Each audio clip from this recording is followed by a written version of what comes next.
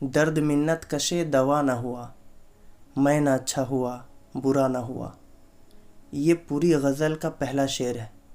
मतला जितना खूबसूरत, जितना दिलचस्प सुनने में है, पढ़ने में है, उतना ही समझने में है। गालिब के आला तरीन शेरों में से एक। जैसे कई नगीनों को जोड़कर ज़ेवर बनते हैं, वैसे ही गालिब ने लफ्ज़ों को जोड़कर शायरी बनाई है, और ये शेर उनके रुतबे में नगीने की तरह है। आइए इसे समझते हैं। दर्द मिन्नत कशे दवा न हुआ, मैं ना अच्छा हुआ बुरा न हुआ। दर्द मतलब पेन, मिन्नत मतलब काइंडनेस, दया। मिन्नत कश मतलब एहसान, किसी का एहसान। और अच्छा होना यहाँ पे ऐसा नहीं है कि अच्छा होना मतलब दिल से अच्छा होना। यहाँ अच्छा होना का मतलब है उस दर्द का अच्छा होना। तो आइए समझते हैं। दर्द मिन्नत कशे दवा ना हुआ। अगर कोई दर्द दवा से ठीक हो जाता है तो वो दवा का मोहताज हो जाता है, और गालिब किसी का मोहताज होना बिल्कुल भी पसंद नहीं करते थे। तो इस तरह से यहाँ पे लिखा गया है कि गालिब का जो दर्द है वो किसी दवा का मोहताज नहीं है। दर्द मिन्नत कशे दवा ना हुआ, मैं ना अच्छा हुआ बुरा ना हुआ। मैं ना अच्छा हुआ मतलब कि वो अच्छा नहीं हुए, दवा से अच्छे नहीं हुए। ये भी उनके लिए अच्छा ही है।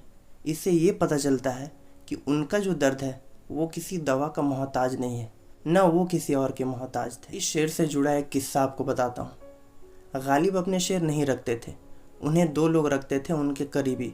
उनके नाम थे नवाब हुसैन मिर्ज़ा, नवाब ज़ियाउद्दीन ख़ान।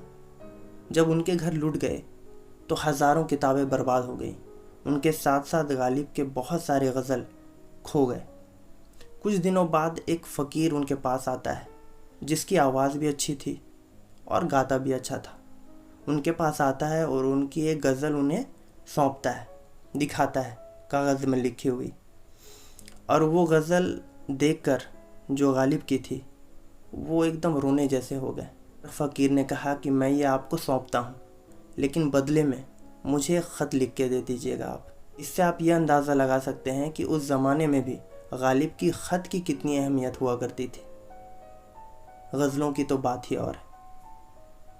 और ये भी कहा जाता है कि गालिब अगर एक शेर भी न लिखते तब भी वो उतने ही मशहूर होते अपने ख़ुतूत, अपने ख़त के ज़रिए से, जितना कि आज हैं, अपने गज़लों, शेरों और ख़ुतूतों के वजह से। ख़ुतूत का मतलब ख़त होता है। आइए एक और किस्से से बताता हूँ आपको कि पहले ज़माने में लोग किसी का एहसान लेना कितना परहेज़ करते थे। हज़रत निज़ामुद्दीन औलिया, जो शेख फ़रीद गंज शक्कर के शागिर्द थे, वो अपने उस्ताद के लिए कुछ सब्ज़ी उबाल रहे थे। जब वो सब्ज़ी उबाल रहे थे उनको पता चलता है कि नमक नहीं है। वो पड़ोस से जाके थोड़ा नमक ले आते हैं और उससे वो सब्ज़ी उबाल लेते हैं। जब बाबा फ़रीद को वो खाना परोसा जाता है तो उनके हाथ लरस जाते हैं, वो खा ही नहीं पाते हैं कुछ भी। तो उन्हें लगता है कि ऐसा क्या हो गया आज जिससे कि उनके हाथ नहीं जा रहे हैं खाने को। तो उन्होंने बुलाया उन्हें और पूछा कि ऐसा क्या हुआ आज जिससे कि मुझे मन नहीं लग रहा खाने में, हाथ ही नहीं जा रहे हैं।